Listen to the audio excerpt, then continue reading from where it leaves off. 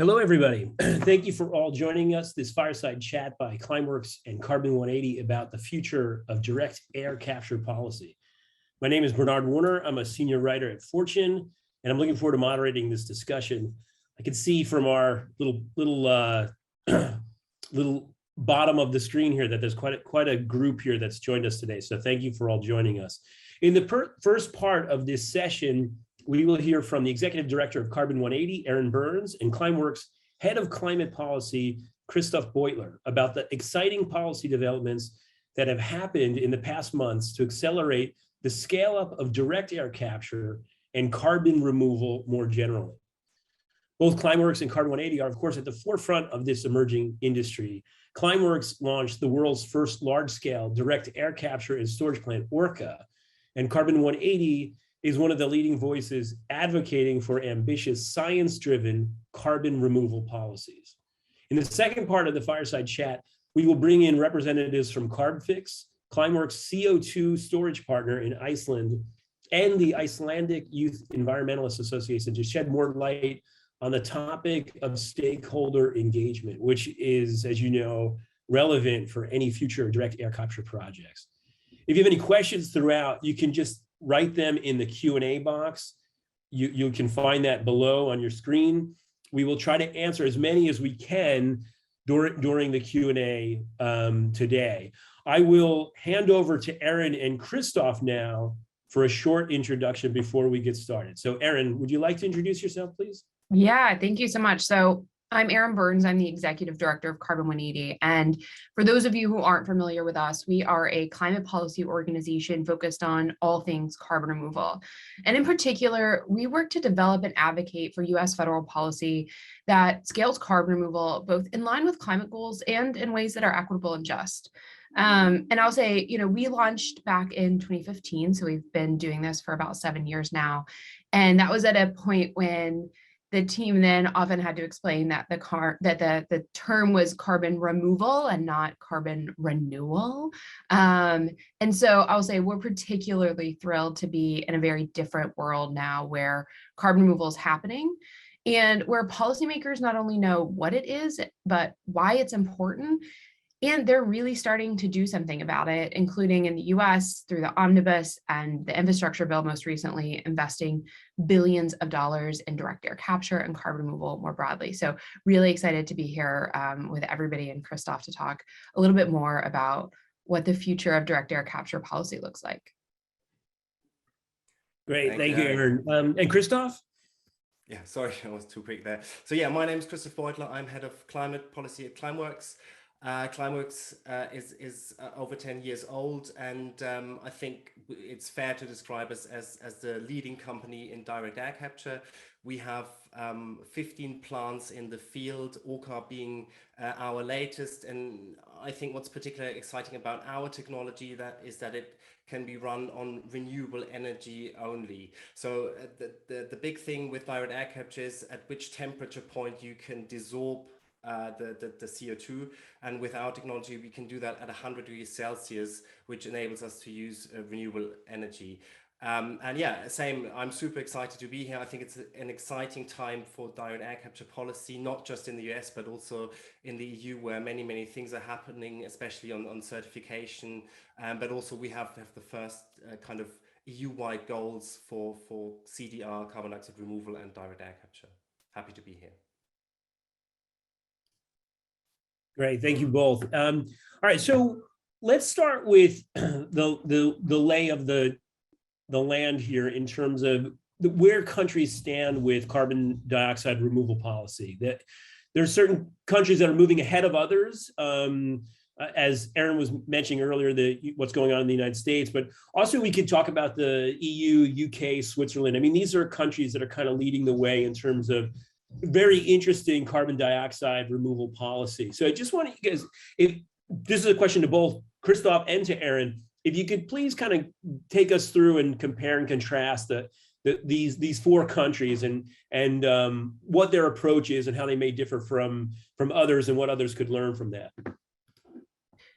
Sure, and I'm happy to kick things off. So I will say in the US, what we've mostly seen on carbon removal policy, and in particular direct air capture, is a pretty massive kind of R&D investment, really across, from very early stage technologies to what we've seen in the infrastructure bill, which was $3.5 billion for 4 direct air capture hubs that would capture 1 million tons per year. And that really started in about 2018. Before that, there was functionally no money, kind of single millions occasionally going to direct air capture. And so it was a really big deal in 2018 to see, I think at that point there were $60 million appropriated. So we've gone in just a few years from 60 million to billions. And I think that's in addition to the other big policy, which is, of course, the 45Q tax incentive. In 2018 as well, that was updated to include direct air capture. There are proposals out there to increase the value of that credit for direct air capture from $50 per ton for saline storage to $180 per ton, which would be, obviously incredibly impactful. And I'll say in the US in particular, I think you have seen what is a very sort of traditional US clean energy approach to direct air capture policy, which is not particularly regulatory, but instead very focused on R&D investments, looking at some tax incentives, and then thinking about this sort of larger infrastructure, big project building sort of approach. Yeah, I'll cover the other countries then, I guess. So I think the first thing I would like to say is that things have been moving incredibly fast. So 4 years ago, there was nothing, right, in terms of direct air capture policy. And I think I'll start with Switzerland and net zero. So Switzerland in 2019 adopted a net zero goal that had a position on negative emissions, which is the same as a carbon dioxide removal, saying that we have to have negative emissions to get to net zero. And that's really why I think this net zero goal is super, super important, because then policymakers realize you can't get to net zero. Then they realize, oh, we need negative emissions or CDR. And then usually they look at biomass first, and then there's not enough biomass. And then you start to think about things like direct air capture, which are the other way of delivering carbon dioxide removal. So that was, I think Switzerland was one of the leading countries here. Then again, in the UK, there was nothing in 2019, and all of a sudden in 2020, we had the startings of a big government funding program at 17 million British pounds, which again, compared to what we have now in the US, is not much, but that was the biggest at the time. And moving over into the EU, again, we have an EU-wide net zero goal now, super important.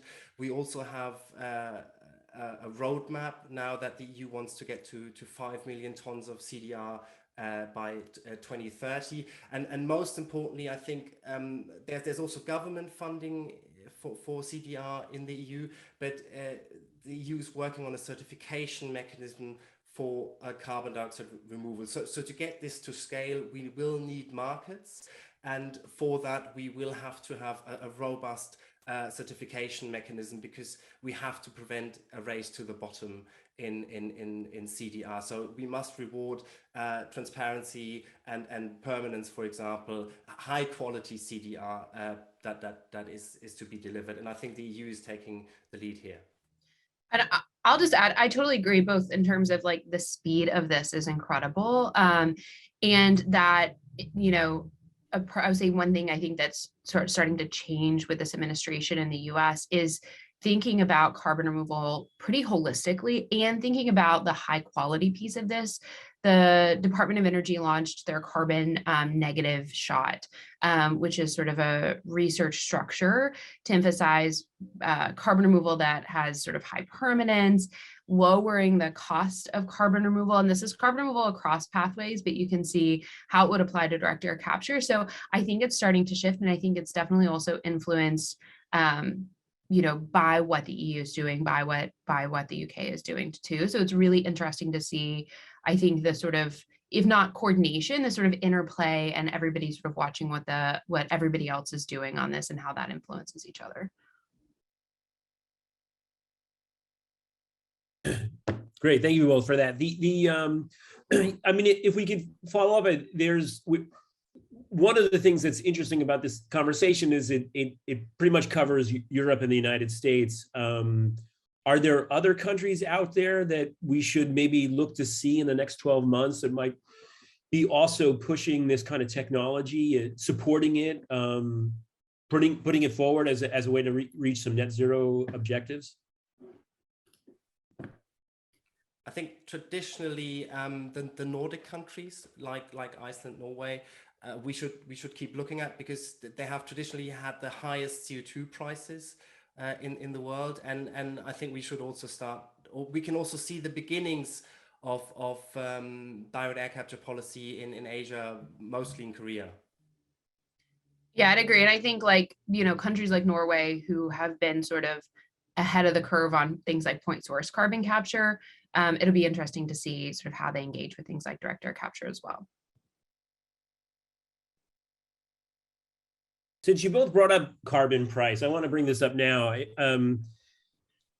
Right now, we're going through an energy shock where the price of carbon is quite a bit at a discount to what we're paying for other energy sources. And I just wonder if there in any way that might impact or speed up, serve as an accelerant for this marketplace, for the DAC marketplace.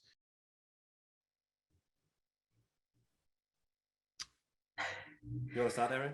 I don't know. I mean, I think overall, there is one of the things that has really changed. I mentioned before in 2015 that, which is actually, I would say, when I met Noah, one of our co-founders, when I was working in the Senate on point source carbon capture, and carbon removal was extremely new to policymakers in the Senate, who, even those who had been working on point source carbon capture for a while, that carbon removal is really new. I think the sort of overall visibility of climate change and the impacts, and sort of the ways in which, you know, the fact that climate has been, in the US in particular, gone from something that is sort of not many people's priorities to a very front and center issue, in large part because of these very visible energy and climate impacts that we're experiencing in so many ways, has totally impacted the conversation on carbon removal and the need. It is, I think, really emphasized and sort of accelerated interest in this when we're talking about where we were in 2018, 2019 versus now. I think so much of that has to do with the larger conversation on climate, and we wouldn't be in this part, you know, we wouldn't be talking about carbon removal at this level if we weren't talking about climate much more broadly. Yeah, and maybe I can add here. Totally agree, but you know, what has been not so well covered in the media due to recent events in the Ukraine was the second working group of the IPCC report, which again sends a very stark warning, you know, that we're losing the battle in you know, against climate change, or global heating, we should call it, really.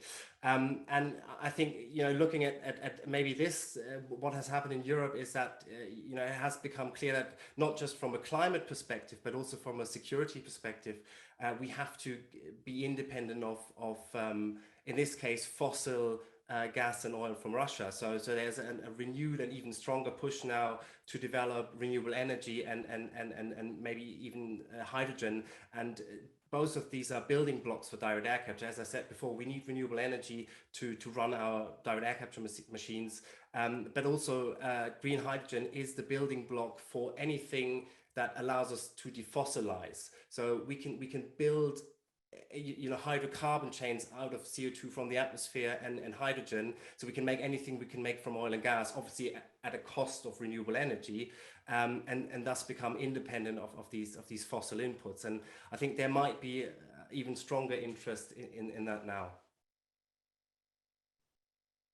Interesting. I bring that up because I actually had a conversation this morning with an energy analyst. We were talking about winners and losers of, there's, you know, it's going to sound crazy, but like winners and losers of this crazy energy market that we live in at the moment.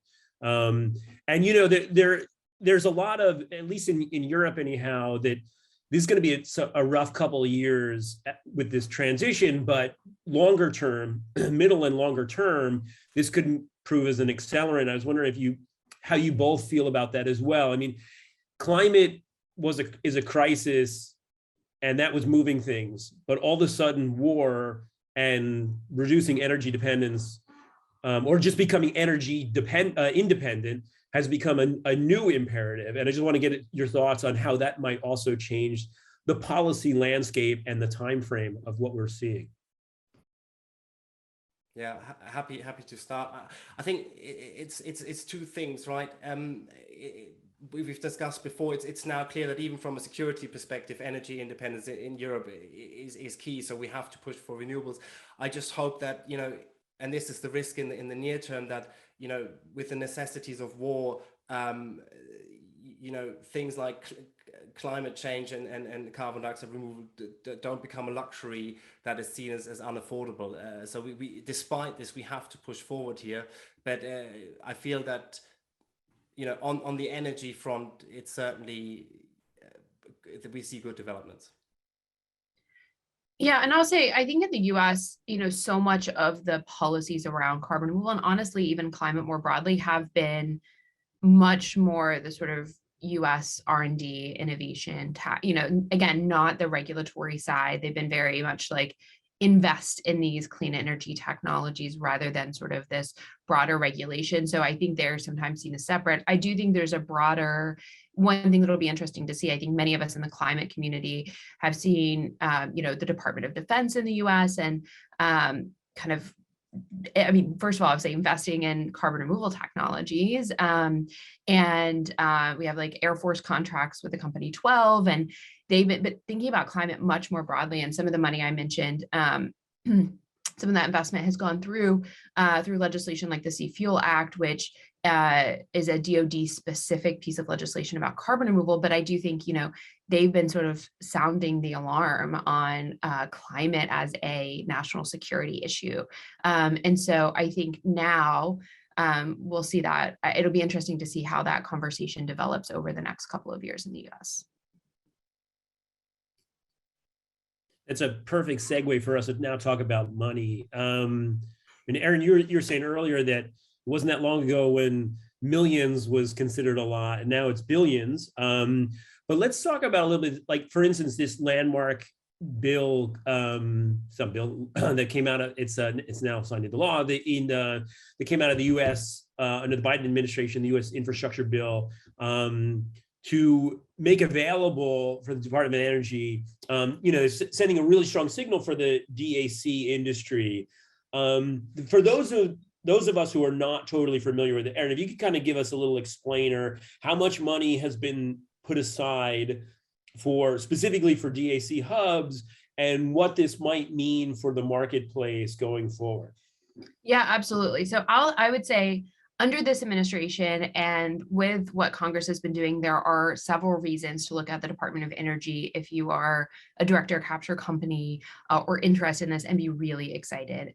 I'm going to start first actually with staffing. If you look at the way the Department of Energy is structured and the budget requests, going back even to the Obama era, you can see it, it's called the Office of Fossil Energy is where all of this happens. And it was very point source carbon capture focused.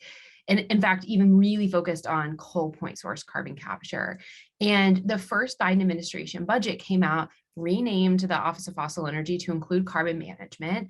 They brought in people like Dr. Jen Wilcox, Emily Gruber, Suchi Talati, all people who've been massive carbon, I mean, like, just so, and it's central to the carbon removal policy and advocacy, and like deep technical experts. And the first budget you see is so focused on climate. I mean, I think this is, you know, it may seem a little bit like a very niche to look at the sort of budget justification for the Office of Fossil Energy, but I think it really, really signals a big shift in how this administration is thinking about approaching sort of carbon management and climate technologies. And you saw this budget that not just talked about carbon removal, but was like, the reason we do what we do is climate. And that's why we do what we do, but that is not what you've been hearing from the administration before this, you know, before that first budget. And since then, we've seen, I mentioned the carbon negative Earth shot. You're seeing all of these changes and sort of leaning on the investments that Congress has made over the past few years. They started the first ever carbon removal R&D program. And then, yeah, last fall, we got $3.5 billion for 4 regional direct air capture hubs. Each of these hubs should pull 1 million tons of carbon removal per year. And there's a couple of other pieces. It was pretty broad. It gave a lot of discretion to the Department of Energy. I think it's two of these should be focused, or I'm sorry, two of these should be built in sort of historic fossil fuel regions. So you can imagine some of these being placed, perhaps like you could see one in the Gulf Coast, for example.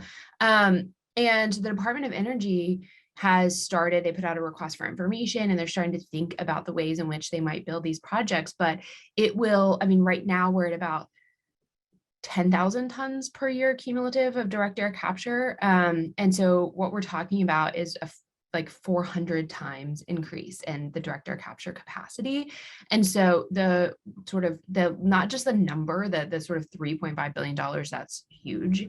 And I'll add that's in addition, we just had the omnibus that I think we officially crossed the $1 billion in annual investment in carbon removal as a whole. So in addition to that $3.5 billion, the federal government's putting another billion plus in carbon removal across the board. But the sort of capacity piece of this, that like they're saying, let's build 4 megaton plants. That is, I think, again, just not just, you know, a really big deal, but a really big deal so quickly when we were at, again, functionally no money 4 years ago. And that there's also bipartisan support on that, which is something that's probably worth mentioning too, right? 100%. I mean, I think that's something that's been really interesting about direct air capture is members across the aisle have really liked this. And I think one thing that we've been really thinking about with direct air capture hubs is not just technically how do you do this really well, or you know how do you do strong community engagement. All of those pieces are important. But what we've seen in the US in the past with really big clean energy spending sometimes is that it can become partisan, that, you know, those of us who are thinking about policy design are thinking about what success looks like in a particular way. And then when you add a political lens on top of that, sometimes, you know, I will just say like $3.5 billion for direct air capture hubs right now is great. It's also a little terrifying because we're going to need lots and lots of federal investment and policy in this. And all of a sudden you go from this sort of magnifying glass you have at $60 million per year from a, you know, the political and policymaker stance to 3.5 billion is really, really different. So the fact that we're at that level, we're thinking a lot about sort of not just what technically does success look like, but how do you communicate to policymakers about this really, you know, new innovative technology and sort of what success looks like for the Department of Energy investing billions of dollars in direct air capture, because that's a huge deal, but we're going to need a lot more investment over the coming decades.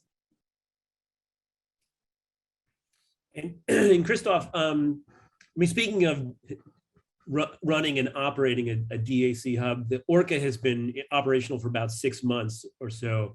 Correct me if I'm wrong on that. What are some of the lessons that you guys have learned, the early lessons that you learned that could be valuable, you know, as not just the US, but, you know, other major economies look to making, you know, DAC a reality in their part of the world?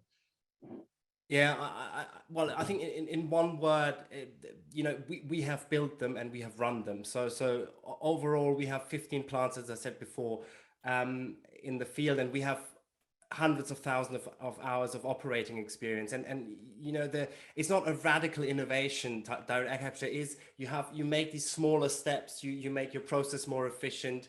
The plants become more efficient over time. So having built these, we think is a massive advantage, which is needed, and it again will be a very steep learning curve, because as Erin said, you know, globally we have probably 10,000 tons of direct air capture capacity installed cumulatively, and I think it's not an exaggeration to say that the vast majority of this comes from Climeworks. And you know, I think the de-risking of the technology by building it and having this experience is the most valuable part, because you know we're going from a tiny size to a large size, and that has never been done before. Great. And so, Christoph, while you're trying, just can you give us also an update how the EU, where its position, where it is in terms of, is it behind the US? Is it really close to it in terms of both supporting and bringing the legal frameworks for DAC hubs to be starting to pop up across this part of the world too? So with the EU, it's a bit, as usual, it's a bit more complicated. So in terms of direct air capture funding, I would clearly say the EU is behind. So the main tool in the EU is the Innovation Fund, which awards to projects in fossil carbon capture, but in theory also to direct air capture, even though the methodology favors the fossil point source capture a bit more. So that's their kind of government funding tool. But I think if you look at it holistically and not just carbon removal, but to get to zero, I think this is where I would say the EU is leading, because we have a legally binding net zero goal. We have very, with the Fit for 55 and the climate law, we have a plan to reduce emissions by 55% by 2030. And I think that the biggest tool we have in the toolbox, which is to be finalized already by the end of this year, is the EU certification mechanism that will, hopefully be a global blueprint for how we treat carbon removals. Maybe a few words here. So currently we have a carbon, I would say, carbon offset market where we mainly trade avoided emission certificates. So you're not really removing CO2, but you're trading the CO2, that the emissions that you have saved in a project, and you can sell that as a certificate. Obviously that's gone at net zero, because they're either emissions or reductions, but you cannot have avoided emissions anymore. So that market globally is 880 billion, and about 700 in dollars, and about 700 of that is the EU ETS, which is the EU emissions trading scheme, and that is, along with the EU CSC, is probably the biggest tool. There are now discussions about integrating direct air capture and bioenergy with carbon capture and storage into the EU ETS.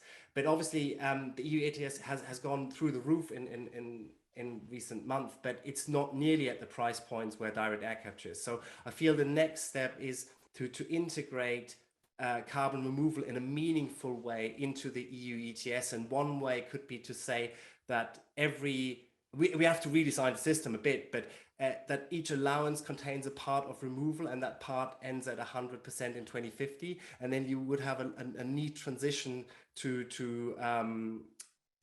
from avoided emissions to removals. Obviously, the EU ETS is designed to get to zero, so it's not in and of itself a perfect tool for that. But what I'm saying is, from a holistic perspective, the tools are in place. We have the net zero goal, we have the Fit for 55 package, we have the 5 million ton goal. So if the EU sees it through, it really could work. Great. And we're talking about some of the key numbers in accounting. I want to just talk about carbon accounting now, because as we think about the future of DAC and carbon dioxide removal policy more generally, one topic that keeps coming up is this issue of carbon accounting, especially knowing, how much carbon was actually removed from what source, in what constituency, for what purpose, and also with what kind of energy source, be it what kind of renewable energy source. So to either Erin, let's go with Erin first here. How do you see the current developments in your respective markets or countries, both in private and public, to address this particular issue about carbon accounting? No, I think it's really come up for the US in particular around what's happening in the private sector. The offset market here is a voluntary private offset market, right? And you've seen a lot of criticisms historically of what the offset market has looked like, or, if there's strong carbon accounting, if these are durable, offsets, things like that. And I think what's really changed is you've seen companies like Stripe and Shopify and others come in and invest in carbon removal. And have we lost him? And they've Yeah, so they've come and invested in carbon removal, and there are a couple of things that I think we've seen come out of this. One is that they're, I think, thinking about this very differently in ways that are, thinking about like this money is not just sort of offsets, but investing in technologies and pathways that we're going to need to meet climate goals. So saying we're going to use this money to invest in carbon removal, but also that like really valuing high quality carbon removal and really valuing like being able to account for that CO2. And I think something that we've been thinking about is at the federal level, what does that look like? Because you've seen again, things like the carbon negative shot and other sort of early interest from the federal government in sort of thinking about what that looks like. I will say we released something called our soil carbon moonshot. We're about to go through, this is not DAC specific, but go through the Farm Bill process in the US, the major ag sort of policy process in the US at the federal level. And there's been a lot of interest in things like soil carbon and just sort of emphasizing the need to invest in a lot of the foundational science on pathways like that. But I think in the US in particular, this conversation has been driven really by the private sector. And I think there has been sort of a very renewed interest in high quality carbon accounting. I think the other thing you're seeing, though, is that some of these companies are more and more interested in federal standards and saying, like, it is not, I'd imagine it's not particularly efficient or, at a large scale feasible for this to be done individually by the private sector to say this is what is high quality and this is what isn't, or these are the standards for carbon accounting. And I think what we're seeing is hopefully that will start to drive more federal interest too, and policy interest at the federal and state level in the US to say, we need to set some standards around what is permanent, like what is high quality in the sort of carbon removal space. I think that is much easier in the direct air capture side. In general, though, we have to think about those sort of life cycle pieces. And I think that'll come up in particular around things like the direct air capture hub. So grappling with the other side of this, which is not just can you track that captured CO2, but for the larger DAC plant, are you thinking about renewable or zero carbon energy? What are all of these sort of, the sort of life cycle accounting piece of this? We don't have much time with this panel, but there's some great audience questions. I want to jump right to them. And this is for either of you. So there's, what do you both feel about this? This is a big number that's thrown around a lot. Can you get the CO2 capture costs down to around $100 per ton or below? And that's believed to be this threshold to make DAC competitive and viable. What do you both think on that? Christoph is way more qualified, but I'll say definitely. So hopefully he agrees and doesn't. But I would say I think there's a lot of evidence to suggest that, yeah, for sure you can get below $100 per ton. Yeah, I would agree, but I want to add the following: to get to $100 per ton, direct air capture has to become big. So maybe we can compare it to Germany's effort in wind and solar, and Germany and spend about 150 billion euros on those two technologies to get them to prices that can compete with fossil or even are now cheaper. And I think that's at least what it takes. What I can also say is that at least we at Climeworks, we can't see yet a path way below 100, because that's always sometimes also mentioned. But I think also what we should think about, going back to the carbon markets, is the supply side. And what we can already see is that the supply is scarce, and then there's obviously a massive difference between cost and price. We might see rising prices due to the increased demand in carbon removal, because it's already a situation now that the supply isn't there. Great. I also have a question about the hype around carbon capture. The example thrown out in this question is that, the Swiss government is, taking a look at maybe trying to make it targeted, carbon capture targeted to those hard to abate industries like agriculture or cement or things like that. Is this seen as, are the expectations realistic, depending on, in terms of the money and the policy weight being put behind them? Sure. Can I say two things? One is I'm going to start by saying I think terminology is really important here. We have this great graphic that our comms team has just re-released, which is just like carbon capture. When we say that in the US, we mean point source carbon capture, which is extremely different than direct air capture in terms of policy implications and the things that we're talking about. And we're talking about the difference between avoided emissions or removals. And I think that's really important. I do think for direct air capture, we think about this as primarily about legacy emissions. This is not, and Christoph talked about the IPCC report. I will say, I think that was really catalytic for, Carbon180 in the early days and why we got engaged in carbon removals. Carbon removal is, to be clear, in addition to extremely aggressive mitigation to meet your climate goals. This is absolutely not something you do instead of mitigation. Like, you need really rapid mitigation, and we already have too much CO2 in the atmosphere. And so you'll see us talk a lot about the need to focus carbon removal on legacy emissions. People are feeling the impacts of climate change today. We need to get rid of that CO2 we've already emitted. I think that and I will say we are working on some research now to sort of provide more specificity here. There is potentially in some very specific applications in like the industrial sector, things like cement, where there may be some need to use something like direct air capture to address some of those emissions that are extremely difficult or extremely expensive in the near term. But, for the vast majority of this, we're talking about legacy emissions. We're not talking about this as a replacement for mitigation.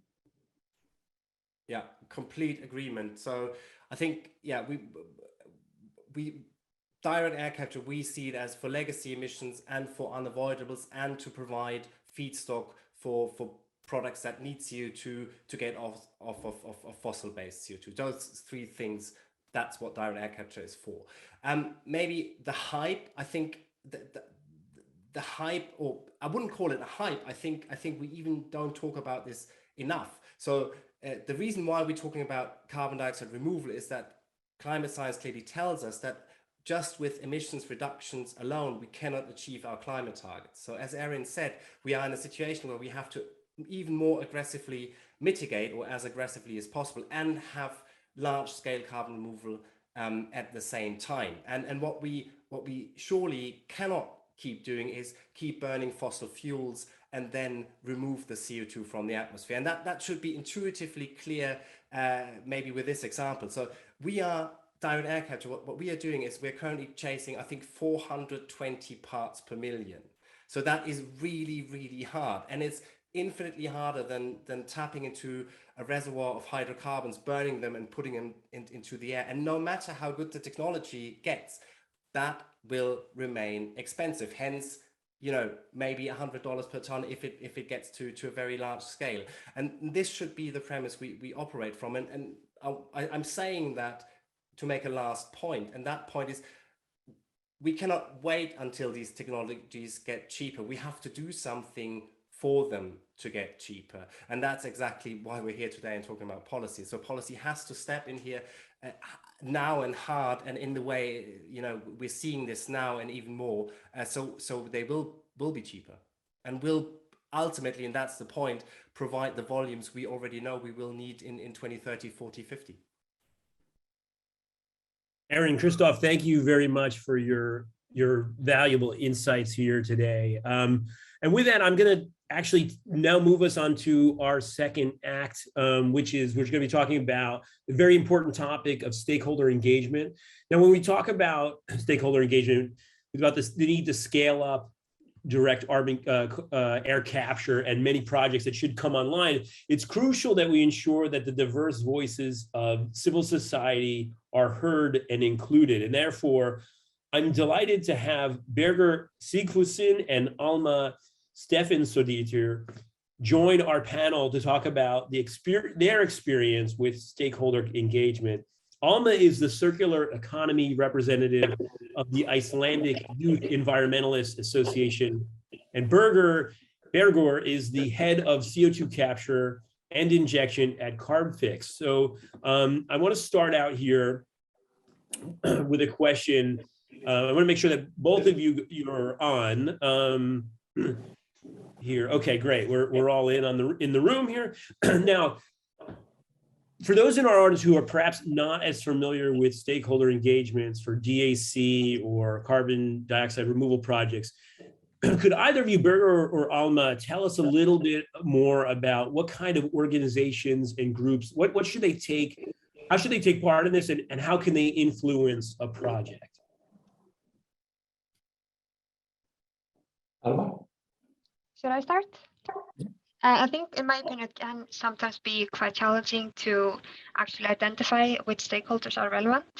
But in general, it's everyone that can take part in this engagement process. And we are talking about environmental, non-governmental organizations, youth organizations, labor unions, academia, and in general, the whole public. And it's really important to give everyone kind of the offer and chance to say their opinion or concerns, even if they say no thank you, we give them the opinion. So in order to influence a project, the stakeholders should be kind of approached like we were approached by Carbfix and Climeworks, and have the possibility to say and ask the questions that we have. And it's a kind of a good dialogue to go back and forth. So we have the whole process of these projects, and we always have an opportunity in the way to say our opinions. That's kind of a key aspect from my side, at least. What do you think, Bergur?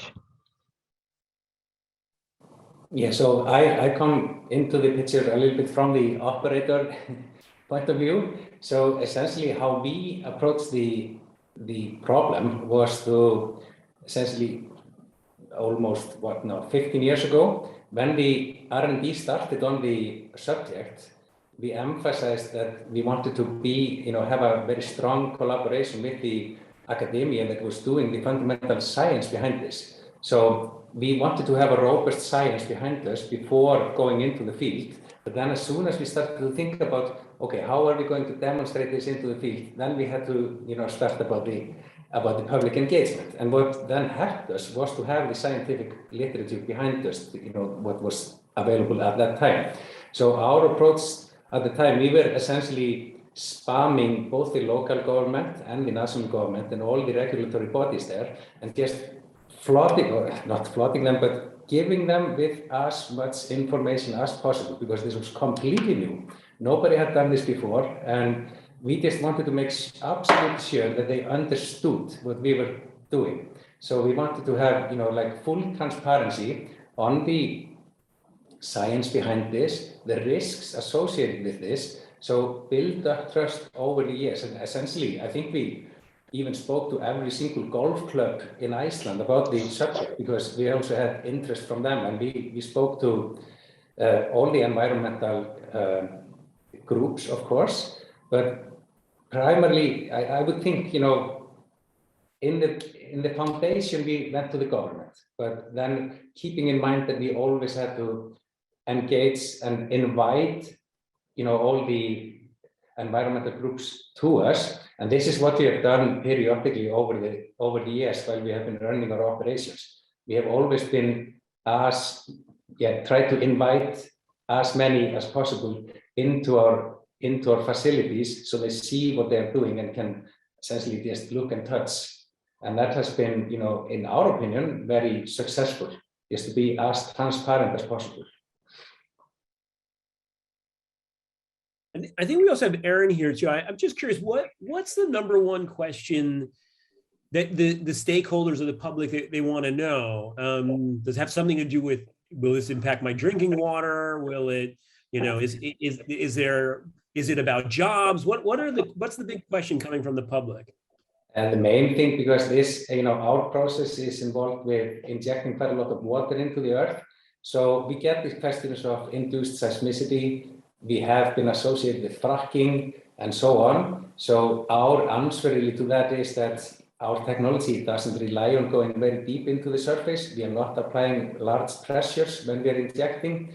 So essentially, and all our operation manual really is about avoiding that kind of stuff. But then, of course, we also have the questions about contamination of drinking waters. But that's essentially where we come in very strong, because our process is about geochemistry. So that is our core business of making sure that when we inject fluid, dissolve CO2 into the ground, make it mineralized, we are monitoring the process. And in that, when we are monitoring the process of mineralizing, we are also keeping a very tight look on the geochemistry of the water. And for example, if there is an elevation of heavy metals, elevation of whatever. So we try to keep that, under very strict control. Yeah, and I'll say in the US, it's been, there's a lot of similarities in some of the questions we get. It's very different in the sense that we're not talking about a particular project at this point. And so I will say, we have our environmental justice initiative, and Ogbad Kosar, our deputy director of policy, runs that and really is our expert. But, in the early days, a lot of the work that we did with environmental justice organizations in the US was just purely educational, was to say, this is what we do, and what are all of your questions, was not to go in and advocate, not to try to convince anybody that this is right, but to share information that we had, and also to understand what their concerns were or what their questions were, and have that change our work. So instead of it being something that's about us advocating, convincing them, it's hearing from them what they like. What do they want this to be, if anything, and us changing the way we work to reflect that. And I think we got a lot of those same questions. And seismicity always comes up. You're pumping something underground. What's going to happen? Are you going to cause earthquakes? Is it going to impact my drinking water? And those were a lot of the questions that we got. I think obviously in the US too, how much is this tied to fossil fuel extraction? How much is this tied to fossil fuel companies? I think there's obviously a fundamental trust issue in the US driven by, very real lived experiences. And so bringing in these big energy projects or big carbon removal projects brings a lot of those questions with it. So I think that there are a lot of similarities in the sort of types of questions we get. But I know like Alma and I, before this, were chatting and just sort of the ways in which there are so many lived experiences and all of these other pieces that shape sort of not just the questions people have, but the approach that they're going to take to these technologies and projects. And I think that's where there are pretty big differences in the US and in the EU.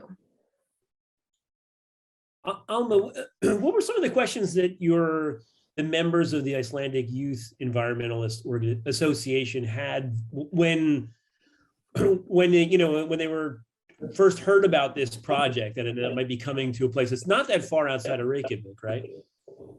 We had quite a lot of questions, and they were really different, depending on our background, because some of us have background in engineering and we understand the technology, but others are thinking about the life underground or the environmental aspects. So I had a lot of different questions. And like Bergur mentioned, they were about the seismicity, if that be a real risk or not. And in my opinion, I think it's really like, if you want to reach awareness and acceptance on these projects, it's about that people understand the whole picture. And that's what Carbfix has been doing. They're explaining every step of the way. So people have the facts and it's science-based. So that's kind of what makes this project so acceptable in Iceland in many ways. And I think like when youth is being engaged in these projects, that we understand that we are not only going to reduce our emissions, but we also need to capture some of CO2 that's already in the air. And we know it will have some environmental impact, but it's going to be minimal. And that's something that we also have discussed. And no solution is perfect, but we're really close to it. Maybe to add to that, one question we get a lot, and quite often, is why, since direct air capture is so expensive, why are you spending the time on that, and why are you not fighting the, or tackling the heavy industries and so on? And this is something. The answer to this is very simple. You have to tackle on all fronts, and I completely echo what Christoph said earlier about the cost of direct air capture. It won't get cheaper unless we experiment with it, demonstrate it, learn. And I can completely assure you that the first time we coupled the direct air capture unit from Climeworks to the power plant of our sister company and took their CO2, that was quite much more expensive than the CO2 we are capturing now. I can absolutely assure you about that. And the first ton we injected as Carbfix, when we were injecting CO2 from the power plant that we are hooked up to, that ton of CO2 was a very expensive ton. But you cannot make it cheaper unless you experiment with it, learn from your mistakes, and carry on. I wonder, because what you guys produce at the end is very tangible. I mean, you're pumping it into basalt, stone, and there is a product there. I don't know if you have it now, but is that an easier way to show the fruits of your work to others? I mean, there is something there, right? I mean, you can actually put it on a table or something like that. I mean, I don't know if that's a way to kind of communicate the way this technology works to people who either are skeptical or unfamiliar with the technology. Yeah, actually, when the next person is talking, I can just go and get a core and just show you, but I don't have it in the room. But that's how it is. And these rocks are everywhere. Not everywhere, but they are distributed across the world. If you look at the ocean floor, that's basalts. So you have the storage formations there. Then not all basalts are created equal, so some are better than others. And this also applies to basalts on continental US, for example. But we know for a fact that the theoretical storage capacity is huge. And we tested this here in Iceland, and now we are doing feasibility studies of applying this elsewhere, both either with direct air capture or with point sources, like Erin was explaining earlier, the difference. But yeah, while somebody else is talking, I will get an evidence. Great, we'd like to see that. We also have Christoph here still too, and I just want to bring you all into this conversation, Alma as well. In a very real way, Iceland is kind of ground zero or the epicenter for DAC at the moment. And all eyes of the world are on Iceland and what you're doing there. And I just want to get your thoughts on, again, this is about 6 months into the initiative. What are the things that you've been learning? What are the things from that particular experience that can maybe serve as a lesson for others who are, there's going to be a number of other projects around the world that are opening up theoretically in the matter of months. And I don't know, something from your experience that might prove instructive for others. Yeah. Should I start, or Christoph? Okay, I'll take this. I think that Orca is a great example. And the main reason is that because Climeworks and Carbfix actually considered both the physical environment and the social dimensions, both. And I feel like Icelanders, some of us who are working in this, we know a lot about it, but the public is also following what's going on. And this is something that I feel like Icelanders are quite proud of, that we're in the forefront of this and we are developing these technologies. And I hope that all the countries will do the same, that this is a really positive technology and that we can create it on a larger scale quite fast, I hope. Happy to add here. So I think, so first of all, what this does, having a project on the ground, what this does on a stakeholder engagement or on a public engagement level, it brings the conversation from a theoretical perspective to a very concrete, on the ground where local communities are affected perspective, right? And the theoretical perspective, we have alluded to it in a way that the main topic that is discussed there is moral hazard. So by saying that we have direct air capture, will this prevent us from getting emissions down fast enough? And I hope we have done a good job at Climeworks at mentioning that this can't be the case, right? We need both. And in the same way, we try to do the same on the ground. So again, from what Alma is saying, I feel that we also have done a decent job in making sure that the actual plant is accepted, and there's very many aspects to this, but just to highlight one is, for those of you who have been to Iceland, it's insanely beautiful. So consequentially, Icelanders are very proud of their landscape, and therefore it's very important how you know, such an installation looks like. And I've switched from the old installation to Orca for the second segment of this talk, and you see that it looks a lot different, and part of why it looks different, and especially why it's colored in the way it is because we have talked to local communities and people and had a design competition and incorporated the inputs, and we found out the most important thing was that it blends in with the landscape. And again, this is something you can only do when you do it, and this is the practical experience. As Bergur said, you know, the first ton is the most expensive, building the first plant is the most expensive, but all that experience is invaluable because we will need it, and the quicker we have it, the better. I just wanted to add, when Alma said, you know, there's a social dimension to this to consider. And just when Christoph's talking about everything, you know, the design competition, the engagement with the community, I think it's something that sometimes in the US, I think we can see this as a very like nice to have, or it's like, that's nice that you did that, thank you. And I think what we've seen, and you know, what we hear from Alma and others, is like how essential that is to the success of this. I mean, if we're talking about building lots of these projects, and I was saying this is something that everybody in Iceland's following, not just the people who are really, you know, focused on climate or who are from an engineering field, and that they're proud of it. Like the ability to, you know, again, these are what we're talking about in billions of dollars, and Orca, these are amazing milestones that, again, some of which were unthinkable a few years ago, but we're going to need a lot more than that. And the only way, you know, there's obviously a very clear and urgent moral reason to do this sort of community engagement.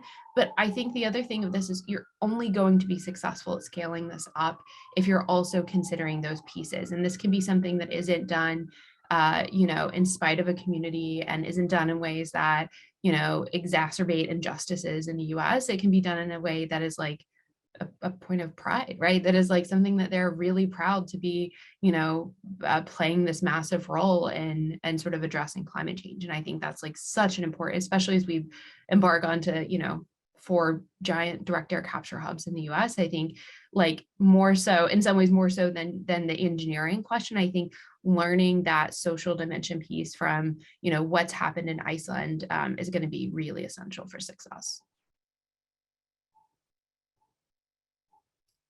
What's been the local response to Orca?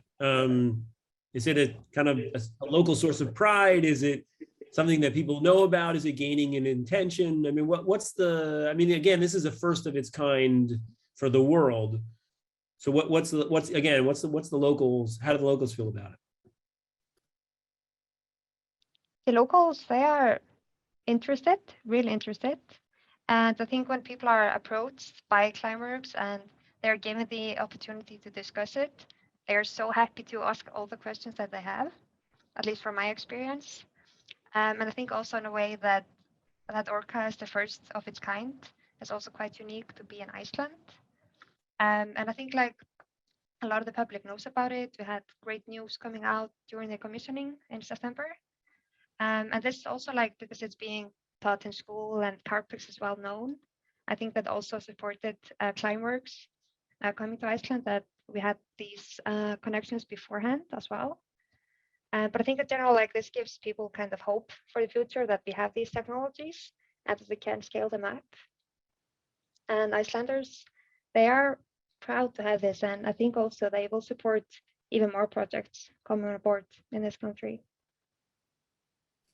Like people have different opinions, of course, but as soon as you start the dialogue, people that like, they get the answers that they're looking for, and that really makes an impact. Thank you. That's nice to. That's an interesting perspective that I was curious about. I'm sure some of the participants on the call were interested to hear about as well. I want to open it up now to the audience. I have a very specific question. I mean, we're talking about Iceland, and so this is another very local question from Alex in the audience who asked, let's say you found a place that is suitable for a new DAC hub. How long does the process of getting a permit for building a plant take place? And are there countries that are or are not open to DAC in general? Just like you guys have gone through the process, like how long does this tend to take, and where are the favorable territories and unfavorable ones? Yeah.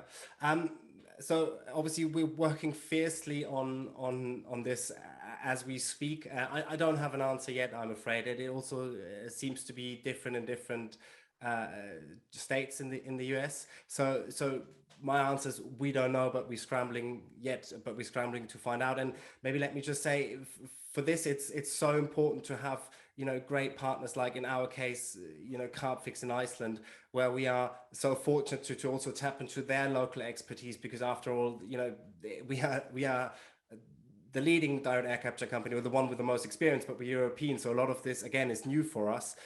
So we are super dependent on this local context, and sorry, I can't give more of an answer or just a number. And maybe, sorry, second part of the question, to my knowledge, there are no countries that are against direct air capture as of yet. Great. Anybody else? Otherwise, I got a geology question, if not. So here's the geology question.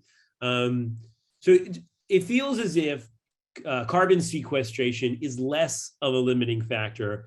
But where do you see large sources of renewables coming online cheaply to drive the large scale DAC to make it a little bit more cost effective?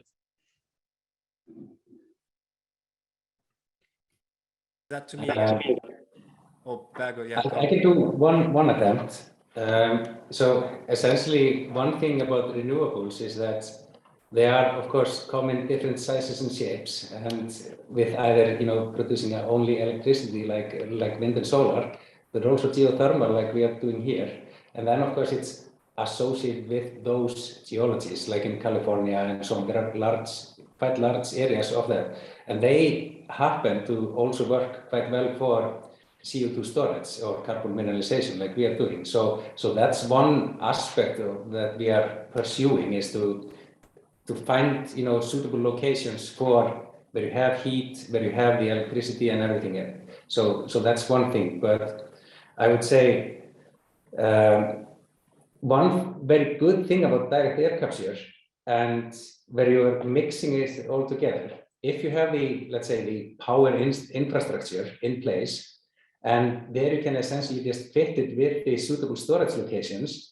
And because this is direct air capture, and just of course relying on the air mass, which is essentially circulated around the world anyway, so then it gives us quite good options to, let's say, strategically locate the direct air capture facilities in vicinity of the best storage locations. I mean, that's maybe the first thing you do, and then as you go along, you go into maybe poorer locations, but still something that are suitable. That's exactly the approach we used here in Iceland. We took this to the best place, and then actually we are, for our injection technology and carbon storage technology, we are looking into worse rocks. And this is also something we want to look into in conjunction with direct air capture.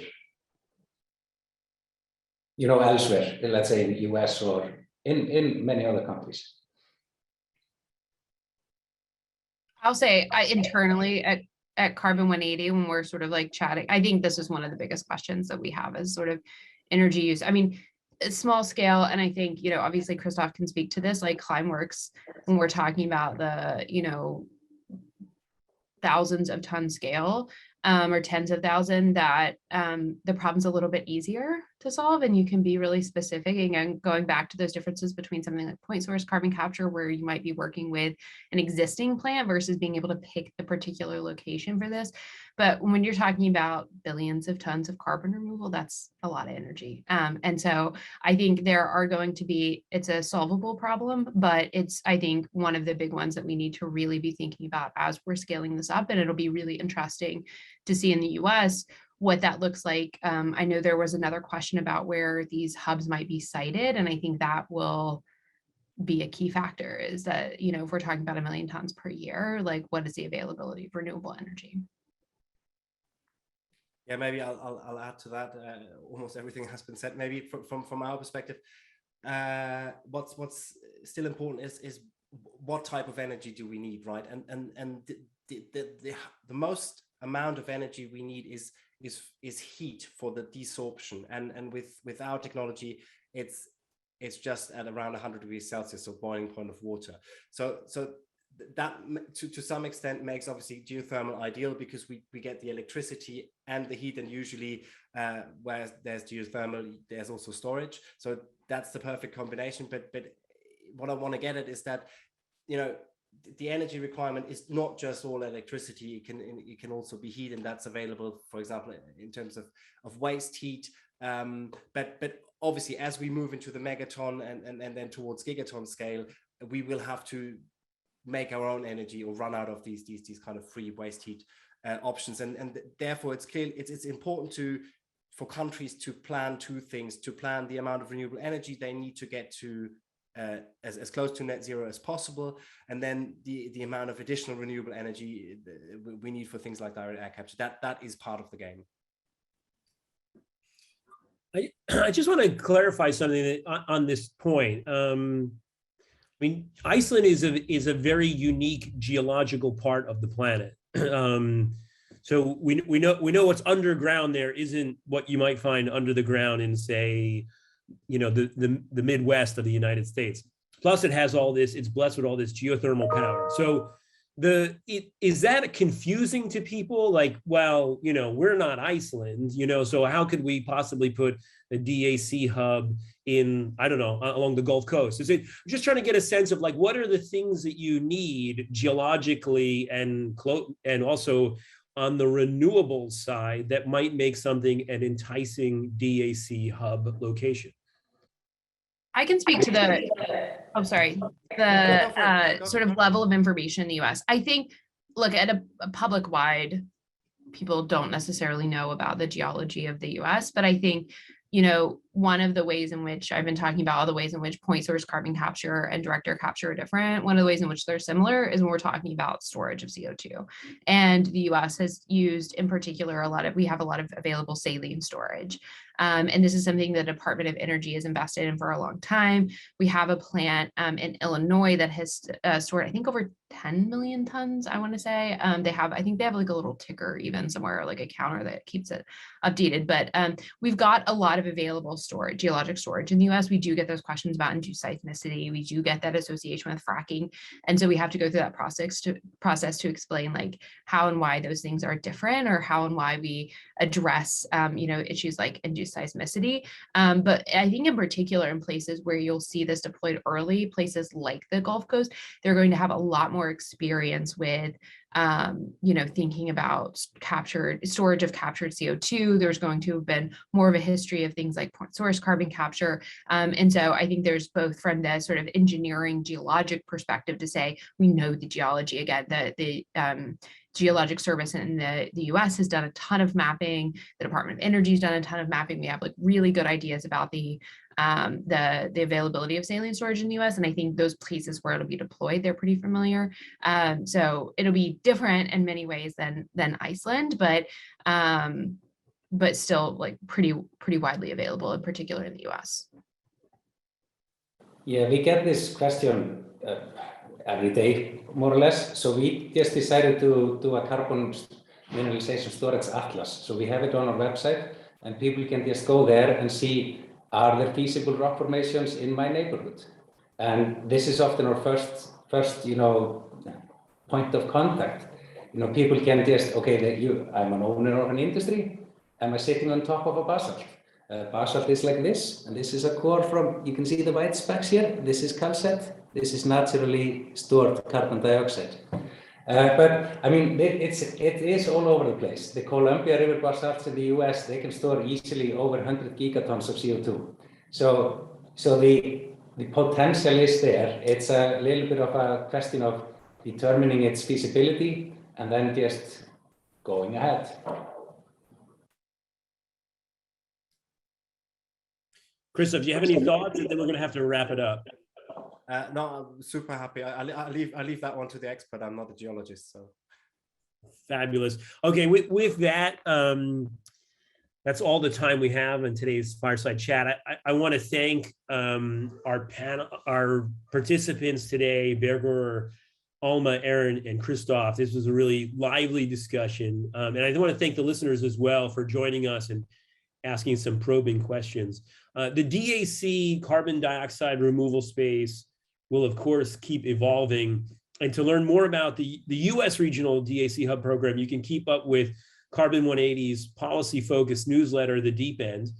Similarly, you can follow Climeworks activities and insights by subscribing to their corporate newsletter. And sorry about that. My screen just went wobbly on me for a moment there. And you can also scan the QR codes here to access those newsletters. So thank you again for joining us, and goodbye, everybody. Thanks so much.